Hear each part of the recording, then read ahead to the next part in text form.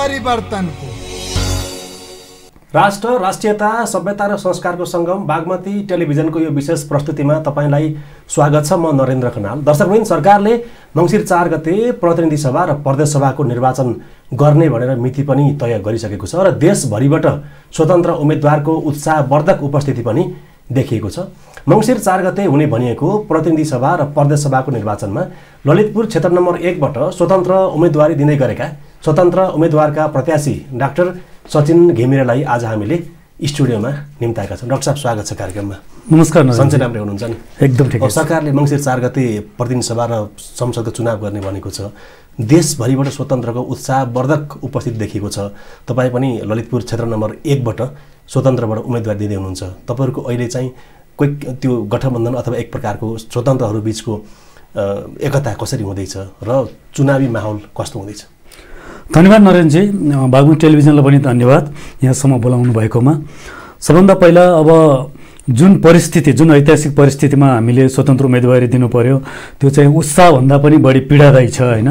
अब लामो समयसम्म दलले एक किसिमको सिन्डिकेटको राजनीति गरिसकेपछि, लोकतन्त्र जस्तो नभइसकेपछि, लोकतन्त्रमा दलले जुन किसिमको एउटा इतिहास बनाएको थियो, दलले जुन किसिमको यो लोकतन्त्रलाई चाहिँ नि सुन्दर बनाउनलाई, समुन्नत बनाउनलाई जुन किसिमको अभ्यासहरू गर्नुपर्थ्यो त्यो नगरिसकेपछि, एक किसिमको सिन्डिकेट राजनीतिले लामो समयसम्म गाँजिसकेपछि एउटा पीडादायी परिस्थितिमा हामीले उम्मेदवारी घोषणा गर्नु परेको हुनाले एकातर्फबाट लोकतन्त्रको सुन्दरतालाई चाहिँ नि प्रयोग गर्दै हामीले उम्मेदवारी दिन गइरहेका छौँ। यो अवश्य पनि उत्साहजनक कुरा हो।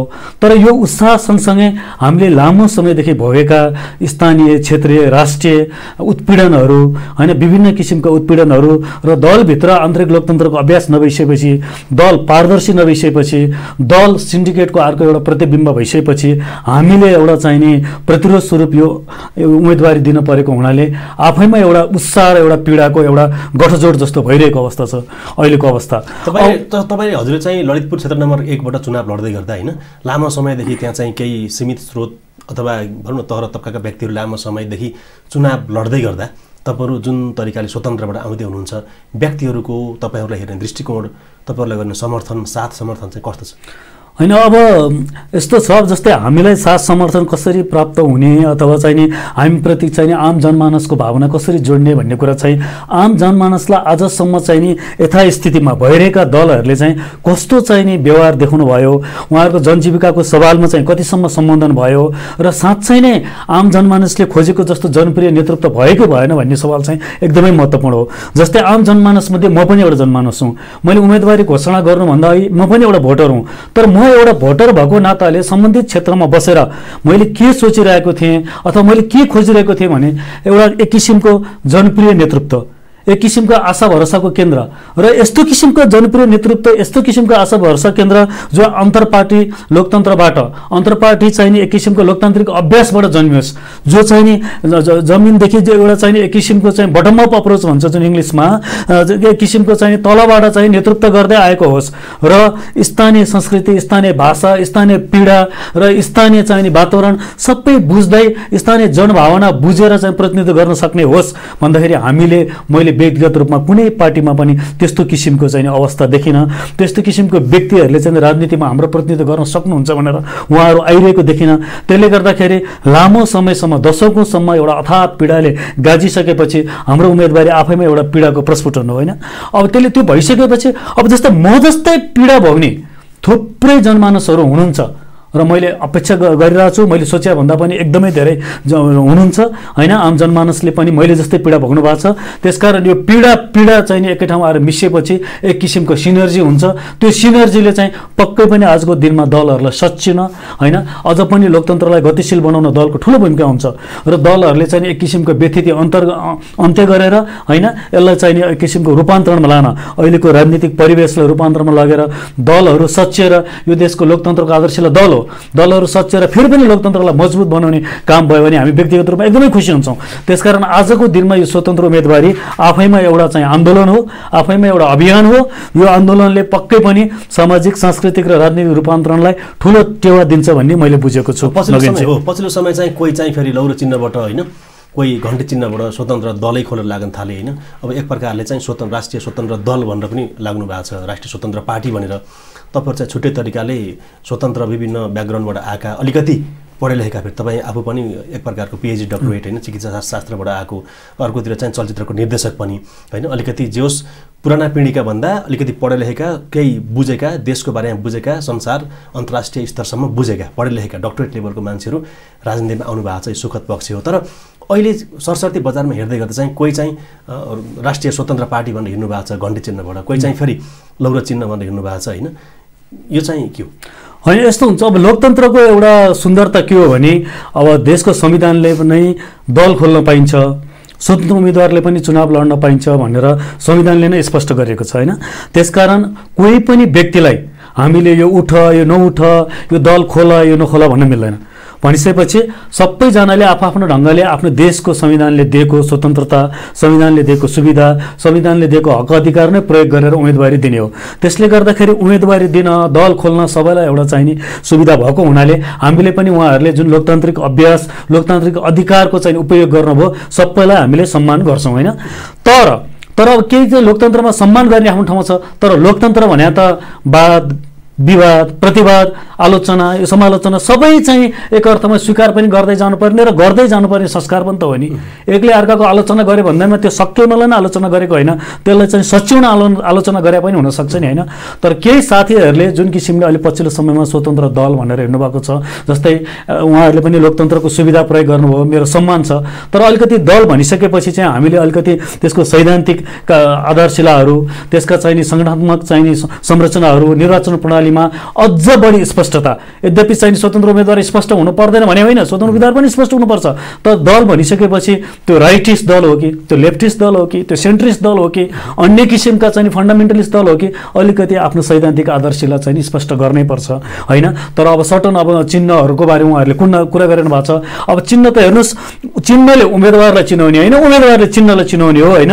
अब एउटा उम्मेदवारको लोकप्रियता सँगसँगै, पार्टीको लोकप्रियता सँगसँगै होइन, उसका सैद्धान्तिक, साङ्गठनिक, निर्वाचन प्रक्रिया र आम जनजीवनलाई कसरी रूपान्तरण गर्छु भन्ने एजेन्डा क्लियर हुने सँगसँगै आम जनताले फलानु पार्टी अथवा फलानु व्यक्तिको चुनाव चिन्ह त यो रहेछ है भनेर जनताले त त्यही अनुसार चाहिँ मतदान गरिहाल्नुहुन्छ नि। तर त्योभन्दा पनि मलाई चाहिँ एकदमै प्रधान कुरा र महत्त्वपूर्ण कुरा के लाग्छ भने दल भनिसकेपछि एक किसिमको स्पष्टता लिएर जानुपर्छ भन्ने हो। र यसको साथसाथै दललाई मात्रै स्पष्ट आवश्यक होइन, स्वतन्त्र उम्मेदवार आफै पनि उसको वैचारिक एकदम स्पष्टता, उसको सैद्धान्तिक निष्ठता, उसको संविधानलाई हेर्ने दृष्टिकोण र आम जनजीविकाको सवालमा पनि उसले कसरी सम्बन्धित विषयवस्तु र मुद्दाहरूलाई हेरिरहेछ भन्ने कुरामा एकदमै स्पष्ट अडान लिएर जानुपर्छ। त्यसकारण यहाँ एक किसिमले कस्तो किसिमको भाष्य निर्माण गर्न खोजिँदैछ भने स्वतन्त्र उम्मेदवारको चाहिँ विचार हुँदैन भने, विचारै नभइकन त तपाईँको अगाडि यसरी उपस्थित आएर मास मिडिया बोल्नै सकिँदैन नि होइन। त्यसकारण जब राजनीति गर्छु भनिसकेपछि सबभन्दा ठुलो विचारै के हो भने राजनीति गर्छु भन्ने एउटा विचार हो। तर मैले कसको लागि बोल्छु त, के बोल्छु भन्ने सबैको चाहिने मेरा अभिव्यक्तिहरू कुनै न कुनै वैचारिक, सैद्धान्तिक र दार्शनिक चाहिने पृष्ठभूमिबाट चाहिँ निर्देशित हुन्छ भनिसकेपछि तपाईँ हामीले चाहिने स्वतन्त्र उम्मेदवार विचारै नभएको चाहिँ हुन्छ भनेर त्यस्तो किसिमको भाष्य निर्माण गर्नु पनि एउटा खतरा हुन्छ। तपाईँले यत्कै दिन जस्तो आजभन्दा केही समय अगाडिपट्टि हामीले विभिन्न दलका व्यक्तिहरू ल्याएर यहाँ इन्टरभ्यू गर्दै गर्दै के भन्नुभएको छ भने अहिले नेपाली राजनीतिमा अलिकति विचलन आएको हो, जनताहरू राजनीतिक मेनस्ट्रिम लेभलका राजनीतिक दलहरूप्रति अलिकति विक्षिप्त पनि भएको हो। त्यही मौका छोपेर स्वतन्त्रको नामबाट धमिलो पानीमा माछा मार्नको लागि केही व्यक्तिहरू स्वतन्त्रको नामबाट आउँदै हुनुहुन्छ भन्ने चाहिँ जिम्मेवार निकायका केही पार्टीका व्यक्तिहरूले भन्नुभएको छ क्या, हो त यो? होइन, यसरी बुझ्नु पर्यो। हामीलाई कुनै एउटा पार्टीको अलिकति अध्ययन अनुसन्धान गर्ने एउटा चाहिने विभाग संस्थाले चाहिँ हामीलाई बोलाएर सबभन्दा सुरुमै उहाँहरूले भन्नुभयो देशमा अहिले ठुलो सङ्कट आएको छ भन्नुभयो। अनि भनिसकेपछि त्यहाँ हाम्रो सवाल जवाफ भयो। हामीले भने के स्वतन्त्रले देशभरि अभियान चलाएपछि, आन्दोलन गरेपछि मात्र सङ्कट आएको हो कि लामो समयसम्म पार्टीलाई, दललाई तपाईँ चाहिँ कुनै पनि सैद्धान्तिक आदर्शशिलाबाट चाहिँ सम्पूर्ण रूपमा विच्छेद गरिसकेपछि र चाहिने दल चाहिँ नितान्त रूपमा स्रोत र शक्ति कब्जा गर्ने एउटा चाहिँ गिरोह जस्तो मात्रै बनाइसकेपछि र दलभित्र पारदर्शिता, सहभागिता, सुशासन, अन्तर्पार्टी चाहिने लोकतन्त्र सम्पूर्ण रूपमा निषेध गरेर दललाई एउटा सिन्डिकेटको चाहिँ प्रतिबिम्ब बनाइसकेपछि र त्यो बनाउने क्रम जुन लामो समयदेखि चलिरहेको थियो होइन, त्यो बेलामा चाहिँ विचलन आएको थिएन। भनेपछि त्यो सम्पूर्ण रूपमा विचलन आइसकेपछि त्यसको चाहिने जुन प्रस्फुटनको रूपमा आज स्वतन्त्र उम्मेदवारी दिँदाखेरि आज चाहिने खाइपाइ आएको चाहिने जुन अड्डामा चाहिने धक्का लाग्ने भयो, जुन चाहिँ आज चाहिँ सिद्धान्त नभए पनि होइन, कुनै पनि निष्ठा नभए पनि, विचार नभए पनि र सङ्गठनको एकदमै धराशयी अवस्थामा पनि सङ्गठन छ भनेर भ्रम छरेर चाहिँ आम जनतालाई विकल्प रहित बनाएर सम्बन्धित चिन्हहरूमा चाहिँ भोट हाल्न पर्ने स्थिति बनाएको होइन र त्यो बेलामा चाहिँ विचलन थिएन। भनेपछि आज तपाईँले चाहिँ कति ठाउँमा चाहिँ कार्यकर्तालाई चाहिँ सैद्धान्तिक प्रशिक्षण दिनुभएको छ।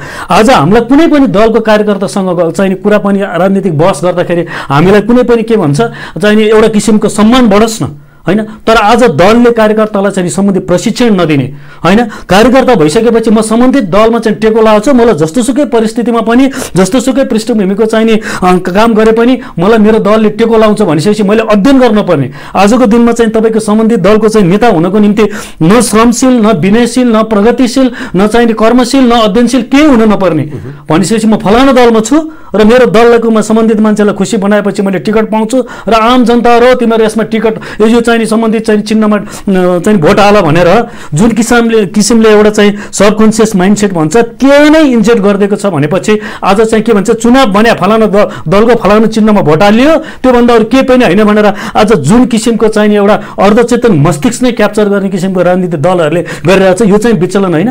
अनि यो विचलनको विरुद्ध जब सिन्डिकेटको राजनीतिले लामो समयसम्म चाहिँ गाँच्छ हो, यही विचलनको विरुद्ध स्वतन्त्र उम्मेदवारहरूको एउटा आन्दोलन हो, यो चाहिँ एउटा अभियान हो। तपाईँ ललितपुर क्षेत्र नम्बर 1बाट चुनाव लड्दै गर्दा लामो समयदेखि त्यहाँ केही सीमित व्यक्तिहरूले विभिन्न खालको दबाव र प्रभाव पारेर जितिरहनु भएको छ होइन। अब स्वतन्त्रहरूसँग चाहिँ जुन मेन स्ट्रिम लेभलका पोलिटिकल पार्टीहरूसँग हुने एक किसिमको सामदाम दण्डभेद, जसरी पनि चुनाव लड्नुपर्छ, जसरी पनि चुनाव जित्नुपर्छ भन्ने खालको रणनीति हुन्छ होइन। तपाईँहरू त एक प्रकारले बल्ल राजनीतिको क्षेत्रमा आउँदै हुनुहुन्छ होइन, जनतामा परिचालित अथवा चिनिँदै हुनुहुन्छ। यस्तो बेलामा अब एक प्रकारले एकातिर चाहिँ जसरी पनि चुनाव जित्नुपर्छ भन्ने खालको मेन स्ट्रिम पोलिटिकल पार्टिजहरू र तपाईँ चाहिँ सामदाम दण्डभेद प्रयोग गर्न पनि नसक्ने खालको अवस्थामा चुनौती कतिको छ? होइन, तपाईँले पहिलो प्रश्न सम्बोधन गर्नु पर्दाखेरि जस्तै कस्तो हुन्छ भने अङ्ग्रेजीमा एउटा के भनाइ छ भने गुड लिडरले जहिले पनि अरू गुड लिडर जन्माउँछ, एउटा कुशल नेतृत्वले अरू पनि कुशल नेतृत्व जन्माउँछ। तर लामो समयसम्म सम्बन्धित पार्टीमा बसेर तपाईँ चाहिने आफू मात्रै चाहिने उम्मेदवारको रूपमा दावा गरेर आफूभन्दा विकल्प अरू कोही पनि छैन भनेर स्थानीय नेतृत्वको विकासमा तपाईँ निषेध गर्नुहुन्छ, तपाईँ अडचन गर्नुहुन्छ र तपाईँ चाहिने स्थानीय नेतृत्वको विकासको लागि केही पनि सोच्नुहुन्न भने त्यो चाहिँ कस्तो हुँदो रहेछ भने हामीले भन्ने लोकतन्त्रको चाहिने आदर्शिला दल हो भन्ने, तर दलले उही व्यक्ति उही प्रवृत्ति लामो समयसम्म चाहिने निरन्तरता दिइसकेपछि हामीले हेर्ने त फलानु पार्टी भनेर पार्टीको कार्यालय अथवा पार्टीका चाहिने घोषणापत्र मात्रै हेर्छौँ, त्यो सम्बन्धित दल भनेर उसको व्यक्तिको अनुहार पनि हेर्छौँ नि, उम्मेदवारको अनुहार पनि हेर्छौँ नि, त्यो दललाई प्रतिनिधित्व गर्ने व्यक्ति पनि उत्तिकै महत्त्वपूर्ण हुन्छ नि। भनेपछि त्यो व्यक्ति निरन्तर रूपमा एउटै व्यक्ति आइरहेपछि एउटै परिवारको व्यक्ति एउटै लामो समय चाहिने वंशवादलाई प्रश्रय दिने गरी आइसकेपछि त्यो व्यक्ति आफैले त्यो दललाई नै खतरा निम्ताउँदो रहेछ। र जब दल चाहिने तपाईँको चाहिने धराशयी हुन्छ, जब दलले चाहिने एउटा अन्तरपार्टी चाहिने लोकतन्त्रको अभ्यास गर्दैन तब त्यो लोकतन्त्रकै चाहिने अन्तर्विरोधी हुँदो रहेछ। भनेपछि आज व्यक्तिले गर्दाखेरि दल धराशयी हुने, दलले गर्दा चाहिँ लोकतन्त्र धराशयी हुने भनेपछि तपाईँले जुन किसिमको सिन्डिकेटको राजनीति चाहिँ लामो समयदेखि रोपिरहनु भएको छ, जुन किसिमको वंशवाद रोपिरहनु भएको छ लामो समयसम्म, त्यसले गर्दाखेरि त हामीले एउटा व्यक्तिको कारणले, एउटा संगठन परिवारको कारणले र एउटा कुनै पार्टीले गरेको चाहिने राजनीतिक अभ्यासले गर्दा लोकतन्त्र नै धराप पाइरहेछ भनेपछि आज लोकतन्त्रलाई नै धराप पार्ने प्रवृत्तिको विरुद्ध हामीले उम्मेदवारी दिने कि नदिने, आज चाहिँ प्रतिरोधी आन्दोलन चर्काउने कि नचर्काउने होइन भनिसकेपछि हामीलाई जब अथाह पीडा हुन्छ, जब हामीले सोचेको जस्तो नेतृत्व हुँदैन, हामीले सोचेको जस्तो दल हुँदैन होइन, त्यसपछि हामीले चाहिँ यो उम्मेदवारी, यो प्रतिरोध, यो आन्दोलन यो चर्काइरहनु पर्छ, यो गरिरहन्छौँ। अनि त्यसले गर्दाखेरि किनभने चुनाव आफैमा एउटा चाहिँ उन्नत लोकतान्त्रिक अभ्यास हो। यो कुनै पनि चुनावमा मान्छे किन उम्रिन्छ अथवा राजनीतिक दृष्टिकोण राखेर किन अगाडि बढ्छ भने यसको चाहिँ मुख्य उद्देश्य भने समाज रूपान्तरण गर्ने हो। समाज रूपान्तरणको लागि चाहिँ यदि सम्बन्धित क्षेत्रका विज्ञहरूले, बौद्धिक तबकाका मानिसहरूले अथवा अभियन्ताहरूले हस्तक्षेप नगर्ने हो भने तपाईँको पछिल्लो स्थानीय राजनीतिमा, स्थानीय चुनावमै हेर्नुहोस् त बिस्तारै गरेर चुनाव प्रक्रिया त सबै चाहिने तस्करहरूको हातमा गयो होइन। भनेपछि यहाँ त चाहिँ नि अझ बरु भन्नुहोस् न, तपाईँ मेहनत गरेर आफूलाई स्थापित गर्नुभएका उद्योग व्यवसायहरू आउनुभएको भए पनि त राम्रै हुन्थ्यो।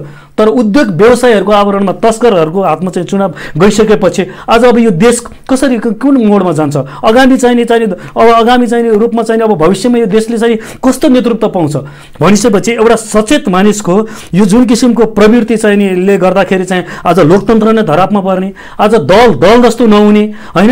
र आज चाहिँ नि एउटा व्यक्तिको चाहिँ नि व्यक्ति महत्त्वाकांक्षा, सहरमा बसेर ग्रामीण सपनाहरूको हत्या गर्ने व्यक्तिहरूको चाहिँ महत्त्वाकांक्षाले चाहिँ नि अब चाहिँ नि दल धराशयी बनाउने स्थानीय अपेक्षाहरू चाहिँ नि सम्पूर्ण रूपमा कुण्ठित भएर बस्नुपर्ने अवस्था आइसकेपछि स्वतन्त्र उम्मेदवारी दिनुपर्छ कि पर्दैन? अहिले अधिकांश स्वतन्त्र उम्मेदवारहरू चाहिँ युवा पुस्ताका हुनुहुन्छ होइन। सरसर्ती हेर्दै गर्दा तपाईँ लगायत हामीले चिनेका अथवा हामीले अहिलेसम्म नाम सुनेका जति स्वतन्त्र व्यक्तिहरू हुनुहुन्छ, स्वतन्त्रबाट उठ्ने उहाँहरू युवा पुस्ता नै हुनुहुन्छ। तर अर्कोतिर युवाको जमात छ क्या, फेरि उयो नेताहरूको चाहिँ चाकडी गर्ने, झोला बोक्ने नेताहरूले चाहिँ भाषण गर्छन्, गल्ल हाँस्ने, पर्र ताली पिट्ने होइन, नेताहरूको चाहिँ एक प्रकारको जिन्दगीभरि चाकडी गरेर बस्ने त्यो प्रथाको युवा जमात पनि छ होइन।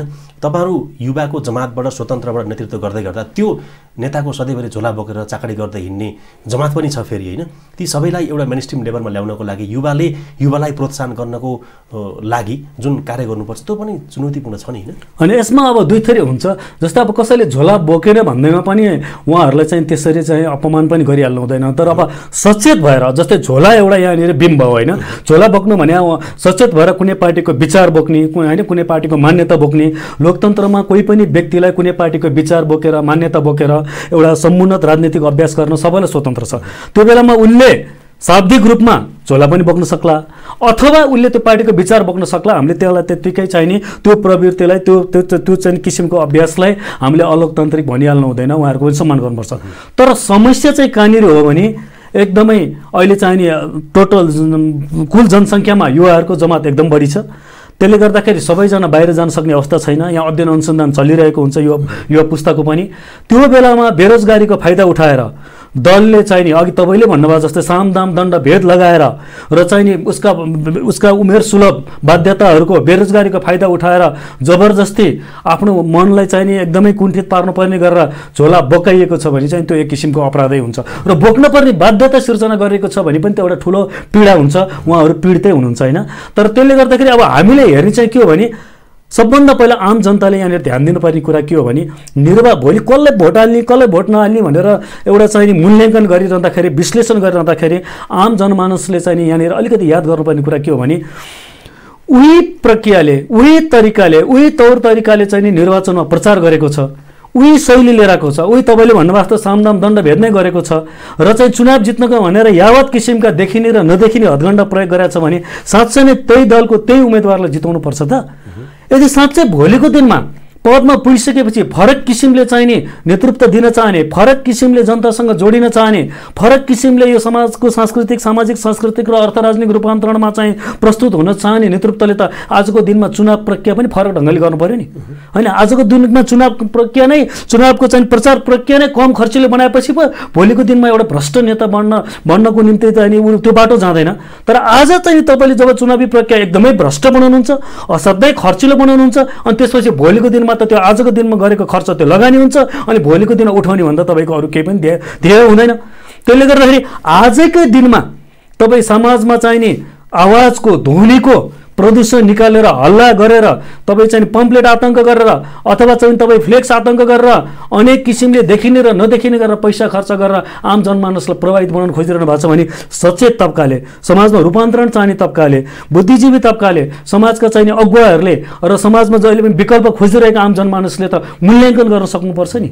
भनिसकेपछि महिनौँ दिनसम्म 5औं वर्षसम्म केही नगर्ने अनि चुनावका केही महिना अगाडि आएर चाहिँ फेसबुकमा फोटो हाल्ने अनि तपाईँ उही प्रक्रियाबाट चाहिँ चुनाव प्रचार गरिरहनु भएको छ नि भोलिको दिनमा पनि यो मान्छेबाट चाहिँ केही पनि फरक चाहिँ किसिमको चाहिँ डेलिभरी हुँदैन भन्ने कुरा आम जनताले त त्यो नजर त्यो कुरालाई चाहिँ गम्भीर ढङ्गले चाहिँ मूल्याङ्कन गर्नुपर्छ नि। त्यसले गर्दाखेरि यो चाहिँ नि भोलि अब त्यो चाहिँ त्यसले गर्दाखेरि चुनावी प्रक्रिया नै पनि मूल्याङ्कन गर्नको निम्ति प्रमुख एउटा धेरै मध्ये एउटा प्रमुख आधार हो तर अहिले चाहिँ मेन स्ट्रिम पोलिटिकल पार्टिजका लिडरहरूले के भन्छ भने स्वतन्त्र अहिलेको सेन्टिमेन्टमा स्वतन्त्र आउनु भनेको चाहिँ अलिकति एक किसिमको चाहिँ त्यो बाहिरपट्टि जुन किसिमको माहौल छ असन्तुष्टि अथवा पेसिमिस्टिक खालको जुन सिनारियो छ जनताहरूमा त्यसलाई अलिकति सम्बोधन गर्ने मात्रै हो। तर तपाईँले अघि पनि भन्नुभयो दोहोऱ्या जस्तो होला होइन, तर अहिले आएका स्वतन्त्र दलहरू अथवा स्वतन्त्र व्यक्तिहरू एकातिर दल पनि दर्ता भयो, एकातिर स्वतन्त्र व्यक्तिहरू आउनु भएको छ, उहाँहरूसँग स्पष्ट मिसन भिजन नहुने र जितिहाले पनि उहाँहरूबाट त्यस्तो खालको दीर्घकालीन एक किसिमको राष्ट्रिय सोच चिन्तनले भरिएको विकासको अपेक्षा गर्न नसकिने खालको कुराकानी गरिरहनु भएको छ होइन। के पनि भन्ने सुनिन्छ भने स्वतन्त्रहरूको कुनै एउटा दल हुँदैन, यदि जितेर आइहालेर उसले कुनै किसिमको गल्ती गर्यो भने पनि दलले त्यसलाई दण्डित गर्न सक्दैन। 5 वर्षसम्म त कुर्नु पर्यो, अर्को कार्यकालसम्म कुर्नु पर्यो, उसलाई कसरी दण्डित गर्ने। त्यसैले यो भनेको एक प्रकारको जितेर आए पनि स्वतन्त्रले जितेर आए पनि चाहिँ देशलाई फाइदा हुँदैन, बरु उल्टो घाटा लाग्छ। किनभने उहाँहरूसँग एक प्रकारको मिसन र भिजन पनि नहुने र जितेर आइसकेपछि उहाँहरूले केही गल्ती गरिदिनु भयो भने दलले त कारबाही गर्न सक्दैन, किनभने उहाँहरूको दल हुन्न भन्ने खालको कमेन्ट पनि गर्नुभएको छ। यसमा सबैभन्दा पहिला स्पष्ट ढङ्गले के बुझ्नु पर्यो भने सम्बन्धित कुनै पनि दलहरू छ, उदाहरणको लागि एमाले आफैमा दल हो, एमसीसी जस्तो राष्ट्रिय राजनीतिमा त्यति तातो बहस गरेको मुद्दामा बोल्नु पर्दैन। अहिले पछिल्लो समयमा नागरिकताको इस्युमा आवाज के हो भनेर जनताले सोधिरहेको छ, बोल्नु पर्दैन। दल त दल हो नि त, त्यति लामो इतिहास बोकेको दल हो त, तर संसदमा आवाज देखियो। प्रधानमन्त्रीले गरेको कार्यशैलीहरू मन नपराउँदाखेरि संसद ठप्प पार्नु पर्दैन। तपाईँको चाहिँ संसदको कामहरू के हुन्छ र यो थुप्रै काममध्ये एउटा नीति निर्माण गर्ने विधायकहरूको काम चाहिँ नि विधेयक पनि पास गर्ने हो, तर त्यसको अतिरिक्त काम त संसदको काम कारबाहीहरू सरकारको काम कारबाही रेखदेखको पनि गर्ने हो नि। आज कति ठाउँमा प्रतिपक्ष जस्तो भएर सरकारको काम कारबाही रेखदेख गरेको छ त, त्यो त दलै छ त। आज वर्तमान अवस्थामा हेर्नु न, त्यहाँ त स्वतन्त्र सत्तापक्ष पनि छैन, स्वतन्त्र प्रतिपक्ष पनि छैन। जब स्वतन्त्र सत्तापक्ष पनि छैन, प्रतिपक्ष पनि छैन भने आज स्वतन्त्रको यो आन्दोलनसँग डढाएर स्वतन्त्रको आन्दोलनले चाहिँ थरथराएको दलहरूले आज आफूभित्रको समस्या, आफूभित्र चाहिँ के समस्या भएको कारण स्वतन्त्रहरूले यत्रो आन्दोलन चर्काइरहेछन् भनेर चाहिँ आत्मालोचना गर्ने, समीक्षा गर्ने कि आज चाहिँ स्वतन्त्रको आलोचना गर्न पेट लाग्ने। हामीलाई त व्यक्तिगत रूपमा र सामूहिक रूपमा के खुसी लाग्छ, हामीहरूसँग कमसेकम आलोचना हुन थाल्यो। आलोचना जसको हुन्छ, जसको चाहिँ नि एक किसिमको चाहिँ प्रभाव बढ्दै गएको छ उसैको आलोचना हुन्छ। ल लोकतन्त्रमा जति धेरै आलोचना भयो उति धेरै खुसी मान्नुपर्छ, किनकि हाम्रो पनि महत्त्व बढ्न थालेछ भनेर बुझिन्छ। भनेपछि आज त्यो सम्पूर्ण अघि तपाईँले भन्नुभएका आरोपहरू कुनै एउटा व्यक्ति, कुनै एउटा स्वतन्त्र जो विज्ञताको आधारमा आज चाहिँ आफ्नो सम्बन्धित विषयमा मैले योगदान गरेँ, तर सम्बन्धित विषयको मात्रै योगदानले चाहिँ यो देशलाई, यो समाजलाई, यो संस्कृतिलाई, यहाँको अर्थ राजनीतिलाई रूपान्तरण गर्न यथेष्ट हुँदैन र म राजनीतिको एउटा चाहिँ बृहत्तर चाहिँ प्लेटफर्मबाट चाहिँ योगदान गर्छु भनेर चाहिँ हिँडिरहँदाखेरि आज चाहिँ के भन्छ विज्ञताको आधारमा चाहिँ त्यहाँ प्रतिनिधित्व गर्छु भनिरहँदाखेरि अनि के भन्छ दलहरूलाई जुन किसिमको आपत्ति भयो, ल ठिक छ व्यक्तिसँग तपाईँलाई आपत्ति भयो, तपाईँहरूको दलमा त विशाल मानिसहरू थिए, विशाल ऊ थिए। पछिल्लो समयमा अर्थमन्त्रीको नियुक्ति नै हेरौँ न, कोही पनि मान्छे नभएर फेरि दोहोऱ्याउनु परेको अवस्था होइन र। भनेपछि आज दलमा निर्णय प्रक्रियादेखि लिएर चुनावमा को उठ्ने को नहुने प्रक्रियादेखि लिएर दलभित्र किसिमको अन्य अभ्यासहरूमा जब चाहिँ एउटा व्यक्ति हाबी भएको छ र त्यो दलको नाम मात्रै छ भने आजको दिनमा दल पनि उत्तिकै चाहिँ व्यक्तिवादी छ होइन। बरु स्वतन्त्रले त एउटा सामूहिक चेतना, सामूहिक भावनाका साथ चाहिँ आफूलाई अगाडि बढाइरहेछ, तर दलको नाममा मात्रै समाजलाई झुक्काइरहेछ, आम जनतालाई झुक्काइरहेछ। जब त्यहाँ एउटा व्यक्ति हाबी छ भने होइन, तपाईँ कहाँनिर चाहिँ साङ्गठनिक अभ्यास गरिरहनु भएको छ, कहाँनिर सामूहिकताको अभ्यास गरिरहनु भएको छ दलमा। आज कहाँनिर चाहिँ के भन्छ कम्युनिस्ट पार्टीहरूमा पनि अन्य किसिमको चाहिँ साङ्गठनिक अभ्यासहरू भइरहेछ। भनेपछि दल झुक्क्याउनको निम्ति मात्रै, स्रोत र शक्ति कब्जा गर्नको निम्ति मात्रै आज दल भइसकेपछि त्यो पीडा आम जनताले बुझ्नु भएको छैन। आम जनताले बुझ्नु भएको छ, त्यो पीडा स्वतन्त्र उम्मेदवारहरूले पनि चाहिँ बुझ्नु भएको छ। त्यसकारण आम जनताको पीडा र स्वतन्त्र उम्मेदवारको पीडा मिलेको कारण अनि यो एक किसिमको एउटा नयाँ प्रभाव जन्मेछ। किनभने प्रत्येक अहिले चाहिँ चुनौती दिइरहेका, आन्दोलन गरिरहेका स्वतन्त्र उम्मेदवारहरू आम जनताको उही भोटर तबकाबाट नै प्रतिनिधित्व गर्न आइरहेको हुनाले यो जति पनि यो किसिमको चाहिँ आलोचनाहरू आइरहेछ, यो किसिमको आलोचना चाहिँ सबभन्दा पहिला दलले आफ्नो अनुहार आफ्नै ऐनामा हेर्नुपर्छ। तपाईँले यो भन्दै गर्दा पनि यसो हो कि यसै तपाईँले भन्दै गर्दा अहिले पछिल्लो समय हेर्ने हो भने चाहिँ अब कुनै पनि क्षेत्र विवादित नभएको ठाउँै भेटिएन क्या। तपाईँले अघि कुराकानी गर्नुभयो अर्थ मन्त्रालय होइन, सीसीटीभी फुटेजदेखि के अब आखिरमा एउटै मान्छे दोहोऱ्याउने भन्ने कुरा गर्नुभयो। राष्ट्र ब्याङ्कको कुराकानी गर्नु, एम अधिकारीको हो महापरिषद अधिकारीको हो भन्ने छुट्याउनै सकेको छैन अहिले होइन। खोला नभएको ठाउँमा थाहा पाउनु भयो होला, खोला नभएको ठाउँमा चाहिँ 5 करोडको लगेर पुल बनिन्छ होइन। प्रदेश नम्बर 2 मा बेटी बचाऊ बेटी पढाऊ भनेर 10 करोडको साइकलमा चाहिँ व्यापक भ्रष्टाचार भएको कुराकानी आउँछ होइन। अब एमसीसीको कुरा तपाईँले गरिहाल्नुभयो होइन। न्यायालय हेर्नुहोस् अहिलेसम्म विवादित छ, चोलेदन संसद जबरा चाहिँ निलम्बित भएर बस्नु भएको छ होइन। अब गर्व गर्न लायकको र नेताहरूले चाहिँ बनाउने ल यो ठाउँ चाहिँ अलिकति भनौँ न सेफ छ, सुरक्षित छ, अथवा नेताहरूले गर्व गर्न लायकको ठाउँ बनाए भन्ने पनि त फेरि नेताहरूबाट देखिने नि त होइन। अनि यस्तो छ, सबभन्दा पहिला विकास भने चाहिँ मेरो अवधारणामा यो स्रोतहरूको व्यवस्थापन मात्र होइन, यो चाहिँ नि सृजनशीलता र व्यवस्थापनको दुईटैको सम्मिश्रण हो। सबभन्दा पहिला समाजको एउटा फेल्ड निड्स भन्छ, महसुस गरिएको समस्या के हो, आवश्यकता के हो, त्यसको नै पहिचान नभइसकेपछि त्यो पहिचानलाई सम्बोधन गर्ने नीति तथा कार्यक्रमहरू नै बन्दैन। त्यो नीति तथा कार्यक्रम नबनेको चाहिँ मेरै क्षेत्रको चाहिँ कुरा गर्दाखेरि तलपट्टि हेल्थ पोस्टै छैन। हेर्नुहोस् कोभिड पछि हामीलाई स्थानीय निकायको त्योभन्दा अहिले पनि र पछि पनि स्थानीय चाहिँ स्वास्थ्य निकायको कति ठुलो महत्त्व भयो।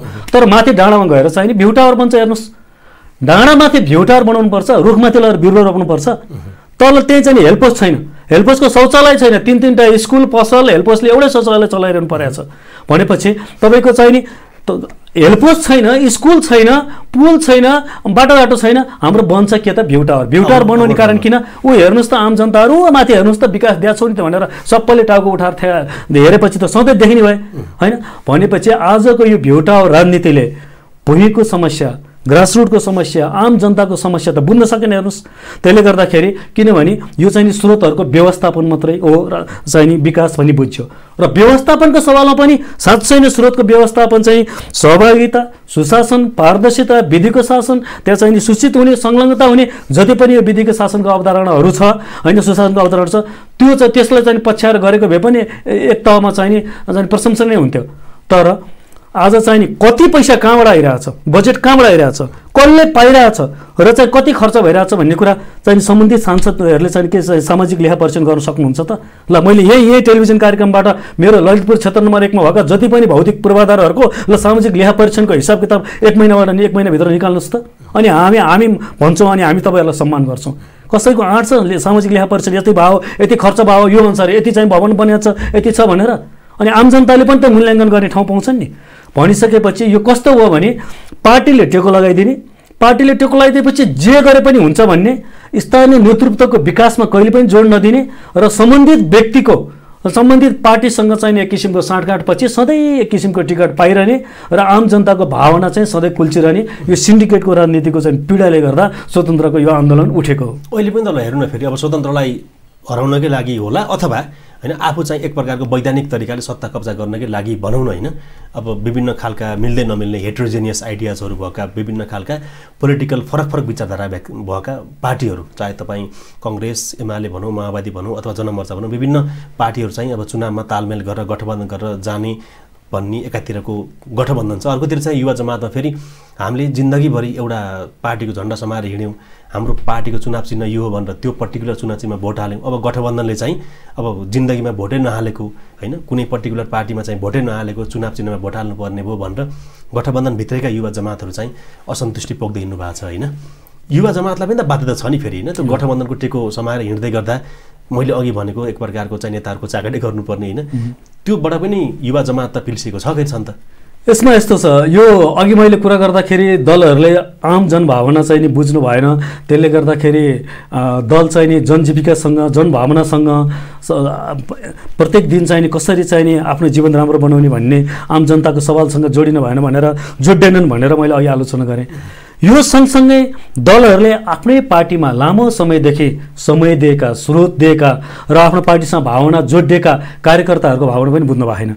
यो चाहिँ नि मैले एउटा चाहिँ मानवशास्त्रको विद्यार्थी भएको नाताले पनि म महिनौँ दिनदेखि गाउँठाउँमा घुमिरहेको छु, सबै पार्टीको कार्यकर्ताहरूलाई भेटिरहेको छु। उहाँहरूलाई यति ठुलो पीडा छ कि यो गठबन्धनले गर्दा, यो गठबन्धन सैद्धान्तिक गठबन्धन मात्र हो। हेर्नुहोस् यो चाहिँ एक देखाउनको गठबन्धन मात्र हो, अझ सिद्धान्तमै मिसेर भएको गठबन्धन होइन, यो चाहिँ देखावटी गठबन्धन, यो चाहिँ अवसरवादी गठबन्धन हो। यसले गर्दाखेरि आम जनताको भावना जोडिएको छैन। जुन भावना जोडिएको छैन भन्ने कुरा मेरै क्षेत्रमा जहाँ चाहिँ कङ्ग्रेसको चाहिँ वडा अध्यक्ष उठ्नु भएको छ, त्यहाँ माओवादीको पनि वडा अध्यक्ष उठ्नु भएको छ भनेपछि त त्यसले गर्दाखेरि त त्यो चाहिँ माथि चाहिँ नेतृत्व मिल्दैमा तल भावना मिल्दो रहन्छ भन्ने कुरा त देखियो नि त। भनिसकेपछि के भयो त, अब यसले गर्दा के भएको छ, मान्छे त एउटा राजनीतिमा एउटा विचारको एउटा निष्ठाको राजनीतिमा चाहिँ अड्डिन चाहन्छ र ऊ त्यसैको लागि एउटा चाहिँ बन्न चाहन्छ, त्यसैको लागि सकिन चाहन्छ होइन। सकिँदाखेरि पनि मेरो आफ्नो विचारको लागि सक्यो भन्ला उसलाई गर्वै होला, बन्दाखेरि पनि झनै गर्व होला। तर गठबन्धनको यो स्वार्थको लागि चाहिँ पुरा गर्नको निम्ति अवसरवादी गठबन्धनको यो राजनीतिक यो चाहिँ वैचारिक गठबन्धनहरूले के गरेको छ भने एउटा एक किसिमको चाहिँ स्कुलिङबाट आएको, एक किसिमको चाहिँ विचार लिएर आएको मानिसहरूलाई अकस्मात चाहिँ माथि केही नेताहरूको कुरा मिलेर भनेर यहाँ भोट हाल्नु है भनिदिएको छ।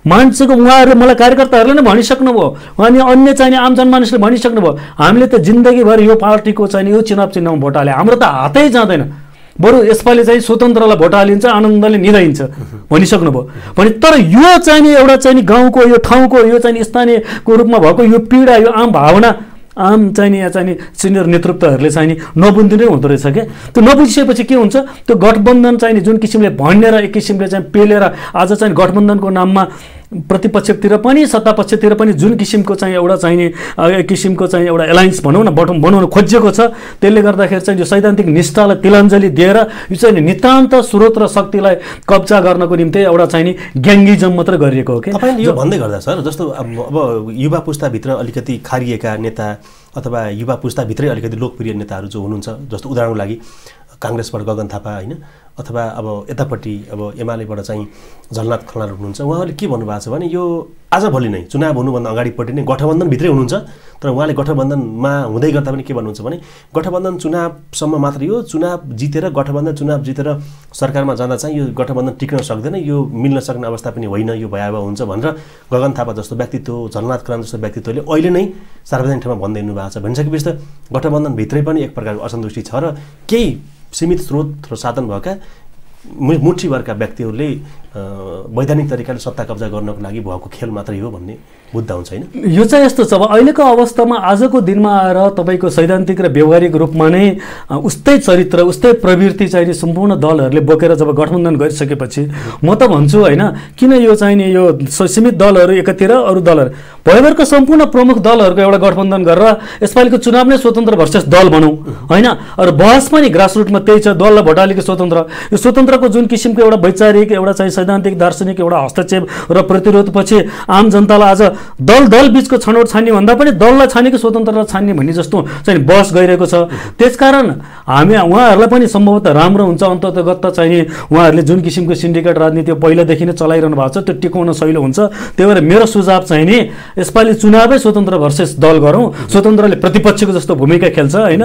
आम जनतालाई लोकतन्त्रमा स्वतन्त्रलाई मनपर्छ स्वतन्त्रलाई भोट हाल्नुहुन्छ, दललाई मनपर्छ दललाई भोट हाल्नुहुन्छ, किन यो एक किसिमको यो छद्म गठबन्धन भइरहेको मैले यो कुरा बुझ्न सकिरहेको छैन क्या। अन्ततगत चाहिँ तपाईँको सम्पूर्ण कुराहरूमा कुनै पनि राष्ट्रिय नीति गर्ने बेलामा अथवा ठुला बजेटहरू पास गर्ने बेलामा सम्पूर्ण पार्टी एकातिर, तपाईँको चाहिँ कहीँनिर न सदनमा न सडकमा प्रतिपक्षको कुनै चाहिँ नि औचित्य छैन, भूमिकै नबिसकेपछि अझ पनि यो आम जनतालाई चाहिँ एउटा कन्फ्युजन बनाउनुको निम्ति किन यो चाहिँ अनेक थरी गठबन्धन भनिरहनु भएको छ। जनताहरूले पनि क्लियरली एकदम स्पष्टसँग बुझ्नुहुन्छ।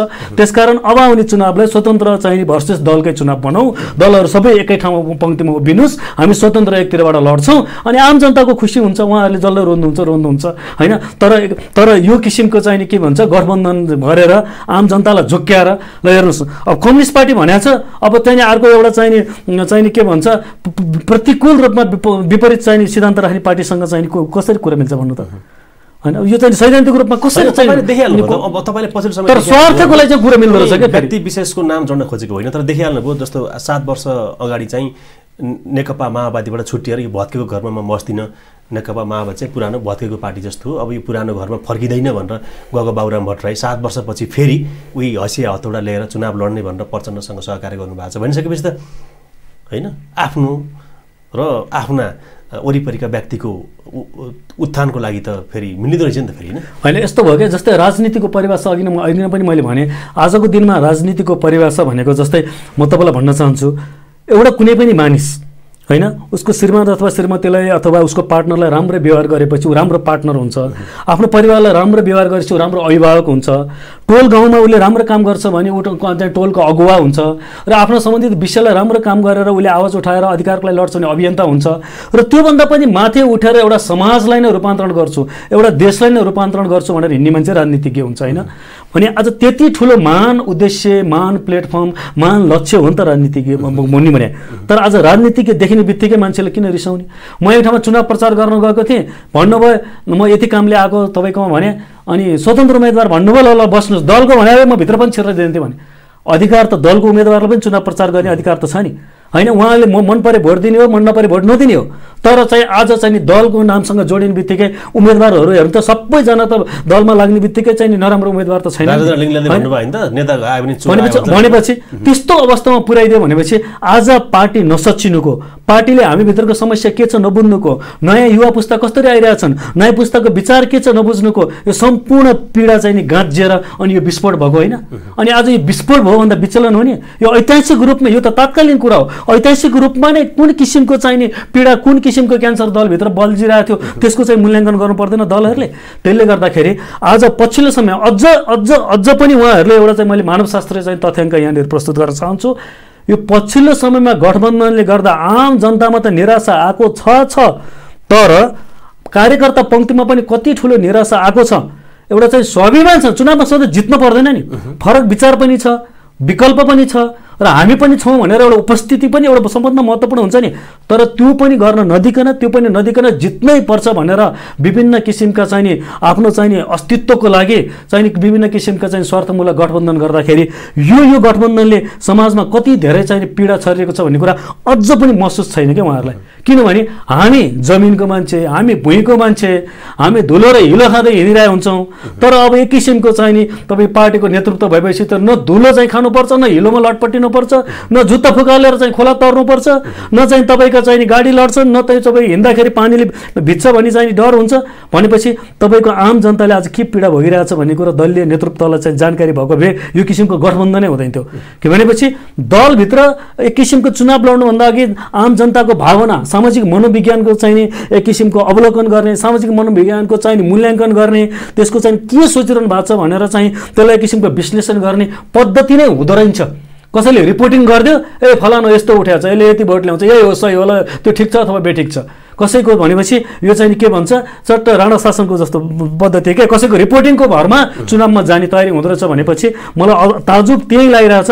आजको दिनमा पनि आम जनमानसको त भावना पीडा बुझेन, स्वयं कार्यकर्ताको समेत पीडा नबुझिने दलहरूले अझ पनि समाज रूपान्तरण गर्छन्, यो देशमा नीति बनाउँछन्, यो देश त तपाईँ हामीले सोचे जस्तै ठाउँमा पुर्याउँछन् भनेर तपाईँ हामीले विश्वास गर्न सक्ने आधार छ है त। अब तपाईँहरू युवा जमातबाट लड्दै हुनुहुन्छ होइन, युवाको चाहिँ उत्साहवर्धक उपस्थिति देखिन थालेको छ।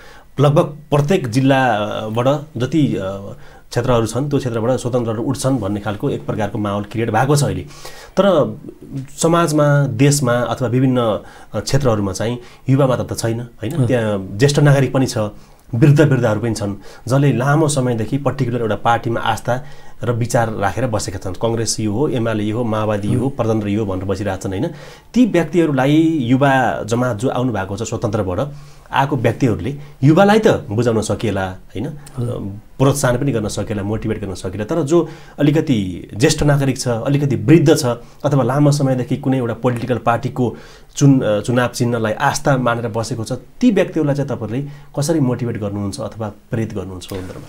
यो सबभन्दा पहिला यो राजनीतिमा युवा र चाहिँ ज्येष्ठ नागरिकको बहसमा चाहिँ हामीले एउटा एकदमै याद गर्नुपर्ने कुरा चाहिँ के छ भने हामीले मेरो विचारमा चाहिँ जैविक रूपमा मात्रै युवा खोजेको होइन, र जैविक रूपमा युवा हुँदाखेरि चाहिँ नि उक्त व्यक्ति अथवा उक्त उम्मेदवार एकदमै चाहिँ नि असल, एकदमै गुणवान र एकदमै नेतृत्व क्षमता भएको, र जैविक रूपमा चाहिँ उमेर अलिकति बढी हुँदैमा चाहिँ नि उहाँ चाहिँ नेतृत्व गर्न नसक्ने भन्ने त्यस्तो किसिमले गऱ्यो भने चाहिँ अलिकति मानवाधिकारको दृष्टिकोणबाट एक किसिमको भेदभावै हुन्छ। किनभने मैले भन्न खोजेको चाहिँ उमेर भन्दा पनि मैले भन्न खोजेँ उमेरले भन्दा पनि उम्मेदवारको हकमा चाहिँ नि उसको सोचले, उसको चेतनाले, उसको दृष्टिकोणले र समाजलाई रूपान्तरण गर्न सक्ने उसले चाहिँ जुन किसिमको चाहिँ एउटा किसिमको परिकल्पना बोकेर हिँडेको छ त्यस अर्थमा युवा हुनु पर्यो होइन। किनभने आज युवाहरूले जसले चाहिँ यति वर्षभन्दा माथिको नेतृत्व मान्दैन भन्दाखेरि उहाँहरूको जीवन चाहिँ ठ्याक्क त्यो वर्षमा गएर अड्किने, त्योभन्दा माथि हुनै नपर्ने त होइन होला।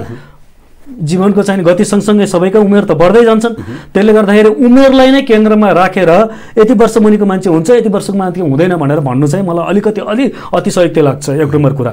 दुई नम्बर कुरा, विभिन्न तर तबकाका मानिसहरू जितेर आउनुहुन्छ होइन, शुभकामना छ, एकदमै चाहिँ नि परिवर्तन चाहने, समाजलाई यो देशलाई भिजन दिन सक्ने एउटा चाहिँ गतिशील नेतृत्वहरू सबैतिरबाट जितेर आउँ भन्ने मेरो एउटा शुभकामना छ।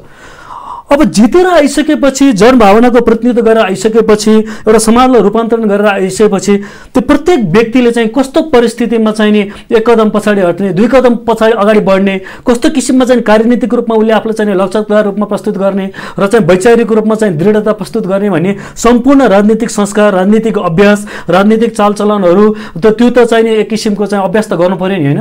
किनभने हामीले भोलि जितेर आइसकेपछि हामीले हेर्ने देश, राष्ट्रियता, संविधान, होइन, के मैले व्यक्तिगत रूपमा के निर्णय लिएँ भने यो समाजलाई, यो समुदायलाई, यो संसदलाई, यो सरकारलाई चाहिँ भूमिका दिन सक्छु र मैले चाहिँ जुन ठाउँको चाहिँ प्रतिनिधित्व गरेर आउँछु त्यहाँको आम जनमानसको चाहिँ भावनामा ठेस लाग्दैन भन्ने कुरा 100 चोटि सोचेर निर्णय गर्ने हो नि त, होइन? त्यसले गर्दा मैले के पनि भनिरहेको छु, मैले पनि साथीभाइहरूलाई, आम जनमानसलाई भने यो स्वतन्त्र उम्मेदवार भन्न मात्र स्वतन्त्र हुँदो रहेछ। हेर्नुहोस्, जब 1 महिना अघि बोलेको कुरा 1 महिनापछि फेर्न नमिल्ने, एक ठाउँमा बोलेको कुरा अर्को ठाउँमा गएर फेर्न नमिल्ने, यो त एउटा अचम्म किसिमले तपाईँले जब चुनाव क्याम्पेन सुरु गर्नुहुन्छ यो त दर्ता नभएको दल जस्तो हुँदो रहेछ। हेर्नुहोस्, दर्ता नभएको दल जस्तो भइसकेपछि म अहिले आएर चाहिँ नि मेरो गाउँमा एउटा कुराको चाहिँ नि कुरा राख्ने, विचार राख्ने, यहाँ म अर्को कुरा अर्को विचार गर्न स्वतन्त्र छुइनँ नि।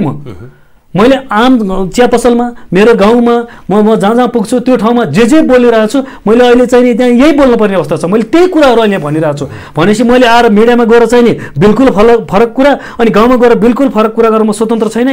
त्यसले गर्दाखेरि भन्न मात्र स्वतन्त्र हुँदो रहेछ। स्वतन्त्रबाट जिते पनि काम गर्न चाहिँ अलिकति गाह्रो हुँदो रहेछ भन्ने खालको सिनारियो कता कता काठमाडौँ उपत्यका कुराकानी गर्ने भने लामो समयदेखि फोहोर उठाउन प्रयत्न गरे पनि फोहोर उठाउन दिएन भन्ने खालको कुराकानी पनि छ। एउटा कुरा, अर्को कुरा, काठमाडौँ महानगरपालिकाकै कर्तव्य भए पनि देश र राजधानी त लगभग 77 जिल्लाको प्रमुख राजधानी त एक प्रकारले अदृश्य रूपमा मान्न सकिन्छ नि, होइन? मैले अघि हेर्दै थिएँ विभिन्न देशका प्रतिष्ठित मिडियाहरूले चाहिँ इङ्ग्लिस भर्सनका मिडियाहरू, टेलिभिजनहरूले काठमाडौँ उपत्यकाको फोहोर उठ्न सकेन, होइन, ल्यान्डफिल साइडमा चाहिँ अवरोध पुर्याउँदै गर्दा भन्ने खालकासम्म म्यासेज अन्तर्राष्ट्रिय स्तरका मिडियाहरूमा उठिरहेको छ अहिले नेपालको काठमाडौँको फोहोरले। बालन शाहको स्वतन्त्रबाट जितेका बालन शाहको मात्र कर्तव्य त नहोला, किनभने यहाँ त प्रधानमन्त्रीदेखि लिएर राष्ट्रपतिदेखि लिएर विभिन्न तह तबका उच्च पदस्थ व्यक्तिहरू बस्ने ठाउँ, होइन? सामूहिक प्रयत्न गर्ने हो भने त फोहोर तह लगाउन सकिन्थ्यो होला पनि र सकिन्छ पक्का पनि। तर यहाँ चाहिँ के भने स्वतन्त्रबाट उठेको व्यक्तिलाई काम गर्न नदिने र यसले काम गर्न सकेन भन्ने खालको इम्प्रेसन पारिदिने हो भने त स्वतन्त्रलाई जिताए पनि केही हुँदो रहन्छ भन्ने खालको भ्रम जनतामा छरिदिने भने स्वतन्त्रहरूले जित्न पाउँदैन भन्ने खालको सिनारियो क्रिएट गरिँदैछ भन्ने सुनेको छ। के हो यो चाहिँ? यस्तो हुन्छ, अब जित्नुभन्दा अघि उम्मेदवार कोही स्वतन्त्र कोही दलीय उम्मेदवार, लोकतन्त्रमा प्रतिस्पर्धा हुने, मन परेको कुरा सम्मान गर्ने, मन नपरेको कुरा विमतिहरू बिच चाहिने आलोचना हुने, सबैलाई आफ्नो अधिकार त्यो छँदैछ। तर अब जितिसकेपछि चाहिँ प्रत्येक उम्मेदवारले सम्बन्धित वडा अथवा सम्बन्धित गाउँपालिका अथवा सम्बन्धित नगरपालिका प्रतिनिधित्व गर्दाखेरि त्यो उम्मेदवार, जितिसकेको उम्मेदवारले आफूलाई दलको उम्मेदवारको रूपमा मात्र प्रस्तुत गर्ने कि आफूलाई त्यो समाजको अभिभावकको रूपमा चाहिँ प्रस्तुत गर्ने भन्ने सबभन्दा चुनौतीपूर्ण कुरा हो। जसले त्यो समाजको अभिभावकको रूपमा चाहिँ नि प्रस्तुत गर्नुहुन्छ उहाँहरू जनप्रिय पनि हुनुहुन्छ, अन्य अभिभावकहरू चाहिँ नि उहाँहरूको कुरा मिल्छ। तर जसले जितिसकेपछि पनि आफ्नो दल, आफ्नो पार्टी र आफ्नो हिजोको चाहिँ साँगुरो पृष्ठभूमि छोड्न नसकेर चाहिँ नि त्यहाँ गएर पनि दलीय राजनीति गर्नुहुन्छ, त्यहाँ चाहिँ नि एक किसिमको उल्झनहरू सिर्जना भएको छ। हो, जितिसकेपछि अभिभावक हुन्छ, ऊ मान्छे फराकिलो हुन्छ, ऊ मान्छे सबैको हुन्छ, उसले सबैलाई चाहिँ माया गर्नुपर्छ, सबैलाई साथ सहयोग लिएर हिँड्नुपर्छ, होइन? तर जित्नुभन्दा अघि त ऊ एउटा दलको मात्र उम्मेदवार हो नि। तर त्यो जित्नुभन्दा अघिको त चाहिँ दलीय ह्याङओभर लगेर चाहिँ नि जनताको प्रतिनिधित्व भइसकेपछि पनि म यो मान्छेलाई चाहिँ असफल बनाउँछु भनेर हिँड्ने हो र? जितिसकेपछि त कसरी टिमवर्कमा विश्वास गर्ने, कसरी योगदान गर्ने, सबैलाई लिएर कसरी हिँड्ने भन्ने कुरा पो सोच हुनुपर्छ। भनेपछि यहाँ चाहिँ के भने जितिसकेपछि म आफू कसरी चाहिँ रूपान्तरण हुनुपर्छ, म कस्तो किसिमको सांस्कृतिक रूपान्तरण आउनुपर्छ।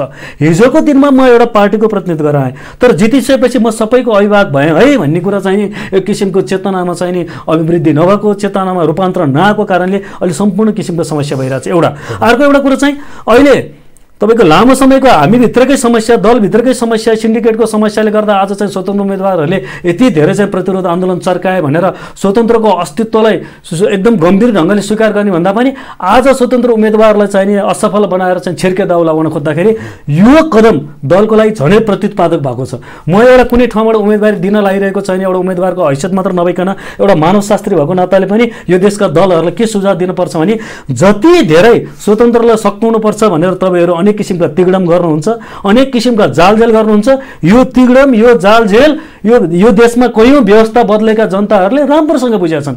आम जनताको चेतना स्तर हामीले सोचे जस्तो कम छैन।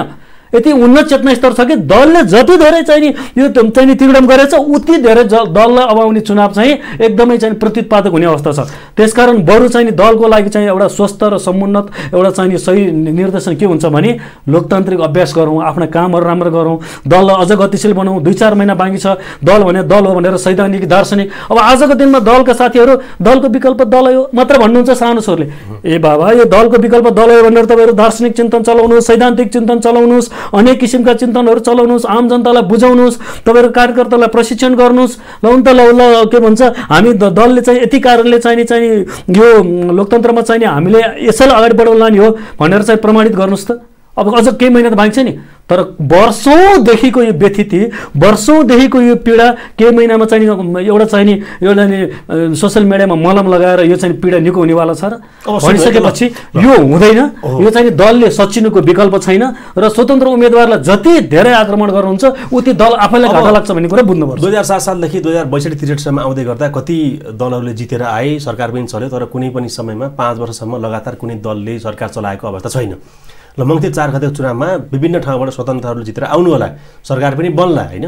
7 सालदेखि 62-63 सम्म हेर्दै गर्दा त कुनै पनि दलहरूले जितेर आइसकेपछि पनि राम्रो तरिकाले सरकार चलेको, 5 वर्षसम्म सरकार चलेको त इतिहास त छैन। स्वतन्त्रहरूले जितेर आइसकेपछि राम्रो हुन्छ भन्ने आधार छोटकरीमा के छ? होइन, सबभन्दा पहिला यो अघि नै मैले सुरुमा एकचोटि भने स्वतन्त्र उम्मेदवारले जब चुनावी प्रक्रियालाई भद्दा बनाउँदैन उसलाई भोलि चुनाव जितेर गइसकेपछि पनि विभिन्न किसिमका स्वार्थ समूहहरूको अनावश्यक र जनभावना विरोधी अपेक्षाहरूलाई पुरा गर्नको निम्ति उसलाई बन्देज हुँदैन। सबभन्दा पहिला 1 नम्बर कुरा। र जति पनि स्वतन्त्र उम्मेदवारहरू अहिले किसिमको चाहिँ परिदृश्यमा आएर चाहिँ यो प्रतिरोध आन्दोलन चर्काइरहनु भएको छ, उम्मेदवारी दिइरहनु भएको छ, धेरै जस्तो चाहिँ आफ्नो विज्ञताको आधारमा, पृष्ठभूमिको आधारमा अब मैले मेरो व्यवसाय, मेरो क्षेत्र, मेरो परिवारलाई मात्र होइन आम चाहिँ जनमानसलाई, यो देशलाई नै चाहिँ योगदान गर्नुपर्छ भन्ने आइरहनु भएको छ भनेपछि उहाँहरूलाई नितान्त चाहिँ केही रकमको अथवा केही पदको केहीको लोभले चाहिँ के भन्छ उहाँहरूले चाहिँ जनभावना विरोधी निर्णय गर्नुपर्ने बाध्यता पनि हुँदैन होइन। 2टा कुरा। अर्को कुरा, अहिले मैले जति पनि स्वतन्त्र उम्मेदवार भनेर केही स्वतन्त्र उम्मेदवारहरू जो चाहिँ म चिनिरहेको छु विज्ञताको आधारमा आइरहनु भएको छ भनेपछि उहाँहरूले आफ्नो ठाउँमा बसेर विज्ञता प्रदर्शन गर्ने प्रशस्त ठाउँ छ। जस्तै संसदीय समितिको अभ्यासहरू गर्दा नै संसदीय समितिले विभिन्न किसिमका विज्ञहरू बोलाएर चाहिँ काम गर्नुपर्ने, अनि त्यसपछि अन्य विज्ञहरूको पनि राय लिनुपर्ने, त्यहाँ थुप्रै चाहिँ अभ्यासहरू गर्नुपर्छ। तर चाहिँ सांसद आफै सम्बन्धित विषयको विज्ञ भयो भने त अन्य विज्ञहरूसँग पनि उन्नत किसिमको अनि अझ परिष्कृत किसिमको र को विज्ञबाट के चाहिँ सल्लाह लिने भन्ने कुरा उ त आफै त्यो क्षेत्रको विज्ञ हो, उसले झन् चाहिँ त्यो संसदीय अभ्यासलाई नै झनै समुन्नत बनाउन सक्छ। त्यसले गर्दाखेरि एउटा हाम्रोमा अहिले दुर्भाग्य के छ, विज्ञ विश्वविद्यालयलाई नचाहिने, विज्ञ कहीँ नचाहिने, अनि अन्य क्षेत्रलाई पनि नचाहिने, अनि विज्ञ मानिस संसदमा जान्छु भन्दाखेरि अनि चाहिँ तपाईँ पार्टीलाई नचाहिने, पार्टीमा चाहिने व्यक्तिगत चाहिने एउटा चाहिँ लिमिटेसन, व्यक्तिगत कमजोरीले गर्दा पार्टीहरू सबै चाहिँ संस्थागत कमजोरी भइदिने, एउटा विज्ञलाई चाहिने पार्टीभित्र जाने चाहिने कहीँ ठाउँ छैन भनेपछि एउटा विज्ञलाई चाहिने अहिलेसम्म संविधानले दिएको स्वतन्त्रता त के हो, स्वतन्त्र उम्मेदवार भएर आऊ भनेको छ भनेपछि एउटा चाहिँ सम्बन्धित क्षेत्रका विज्ञहरू अनुभव भएका मानिसहरू स्वतन्त्र उम्मेदवारी दिएर एउटा चाहिँ स्वतन्त्रको बाटोबाट चाहिँ संसदमा गएर चाहिँ विज्ञता प्रदर्शन गर्छु भन्दाखेरि यहाँनिर चाहिँ यो देशलाई कहाँनिर खतरा हुन्छ, यो देशको लोकतन्त्रलाई कहाँनिर खतरा हुन्छ? खतरा त तब हुन्छ जब त्यो विज्ञ होइन अभिज्ञ मान्छे गएर सही ठाउँमा गलत मान्छेले चाहिने अकुपाई गरेर चाहिने ओगटेर जब बस्दिन्छ तब खतरा हुन्छ। अब ल मङ्सिर 4 गते चाहिँ अब चुनाव हुँदैछ होइन, अब विभिन्न ठाउँबाट विभिन्न देशबाट नेपालमा भोट हाल्न आउनुहुने र 77 जिल्लाबाट विभिन्न ठाउँबाट स्वतन्त्रमै उठ्ने र स्वतन्त्रप्रति आस्था देखाउने जो व्यक्तित्वहरू हुनुहुन्छ, मतदाताहरू हुनुहुन्छ, उहाँहरूलाई तपाईँले छोटकरीमा के भन्न चाहनुहुन्छ? म छोटकरी के भन्न चाहन्छु भनेदेखि धेरैजनाले चाहिँ असाध्यै यो विकल्प रहित राजनीतिले गर्दा चाहिँ फ्रस्ट्रेसन भएर नो भोट भइदेवी हुन्थ्यो, नो भोट भइदेवी हुन्थ्यो भन्नुहुन्छ। नो भोट विकल्प होइन, तपाईँहरूले यदि चाहिँ सही मान्छेलाई चाहिँ भोट हाल्नुहुन्न र चाहिँ खालि त्यत्तिकै छोडिदिनुहुन्छ भने गलत मान्छे जितेर जान्छ। त्यसकारणले चाहिँ तपाईँहरूले चाहिँ सही मान्छेलाई भोट नदिएर चुप लाग्दिनुहुन्छ भने पनि यो देशको लागि त्यति नै घातक हुन्छ। त्यसकारण सहीको होइन ऊ चाहिँ को मान्छेले चाहिने यो चाहिने आफ्नो चाहिने समाजले खोजेको जस्तो यो देशले खोजेको जस्तो रूपान्तरण गर्न सक्छ भन्ने कुरा तपाईँले एकचोटि मात्र होइन 10 चोटि मात्र होइन 100 चोटि सोचेर त्यो व्यक्तिको बारेमा मूल्याङ्कन गर्नुहोस् र चाहिने चुनावमा भोट हाले दिन आनन्दले मैले यस्तो मान्छेलाई भोट हालेँ भनेर आनन्दले सुत्न सक्ने चाहिने अवस्था सिर्जना होस्। म यही भन्न चाहन्छु र चाहिने भोट जति सके चाहिने भोटको चाहिने हामीले यसपालि सङ्ख्या बढाउनुपर्छ किनभने दलले दिएको एउटा फ्रस्ट्रेसनले गर्दा आज दललाई चाहिँ स्वतन्त्रको डर छ। सबभन्दा ठुलो दलले स्वतन्त्रसँग मात्र डराउने होइन, आम जनताले यसपालि भोटै कम हाल्छन् जुन किसिमको पीडा छ त्यो पीडाले गर्दाखेरि भोटै कम हाल्छन् भन्ने कुरा दलले यो कुरा समयमै मूल्याङ्कन गर्नुपर्छ। धन्न स्वतन्त्रहरूको उम्मेदवारीले गर्दाखेरि आशा जगाएर होइन हामी यसपालि त भोटै नहाल्ने भनेर बसेका थियौँ, तपाईँहरू उठ्नुभयो त्यसकारण भोट हाल्छौँ भनेर एकदम सन्देश प्रवाह गरिरहेको अवस्था छ। त्यसकारण स्वतन्त्रसँग मात्र डराउने होइन, यसपालि चाहिँ मतदाताको सङ्ख्या बढाएर भोट बढी खसाल्न पनि दलले उत्तिकै मिहिनेत गर्नुपर्छ, स्वतन्त्र उम्मेदवारहरूले पनि उत्तिकै मिहिनेत गर्नुपर्छ। यो सबै तपाईँ हाम्रो चाहिने साथ सहयोगले लोकतन्त्रलाई टेवा पुग्छ। त्यसले गर्दाखेरि स्वतन्त्र उम्मेदवार आफैमा चाहिने दलले चाहिने एउटा प्रतिरोधी प्रतिस्पर्धी भन्दा पनि यो एउटा अन्तर्पूरक हो। हामीले नै गर्न नसकेका व्यतिथिहरूको आवाज उठाएर हामीलाई नै सच्याउनको निम्ति र यो लोकतन्त्रलाई समुन्नत बनाउनको निम्ति आइरहेको एउटा शुभचिन्तकहरूको समूह हो भनेर दलका मानिसहरूले पनि बुझिदिनुपर्छ। र आम जनतालाई चाहिँ यो एउटा हाम्रो चुनाव आफैमा एउटा चाड हो, लोकतन्त्रमा एउटा उत्साह हो र यो उत्साहमा चाहिँ आम जनता मानिसहरूले चाहिँ सही मान्छे छानेर सही नीति बनाउनको निम्ति र समाज रूपान्तरणको निम्ति एकदमै प्रखर भूमिका खेल्न सक्ने मानिस छान्नको निम्ति यो चाडमा हामी सबैजनाले मिलिजुली चाहिने यो उत्सवलाई यो चाडलाई हामीले मनाउनु पर्छ। त्यसकारण तपाईँहरू चाहिँ निष्क्रिय नबस्दिनु होला भन्न म चाहन्छु। कार्यक्रममा आइदिनु भयो, धेरै धेरै धन्यवाद।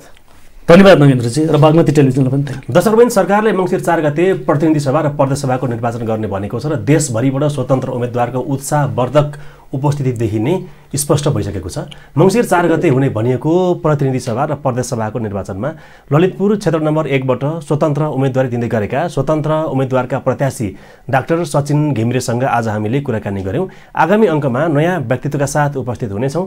बागमती टेलिभिजन हेर्दै गर्नुहोला। नमस्कार।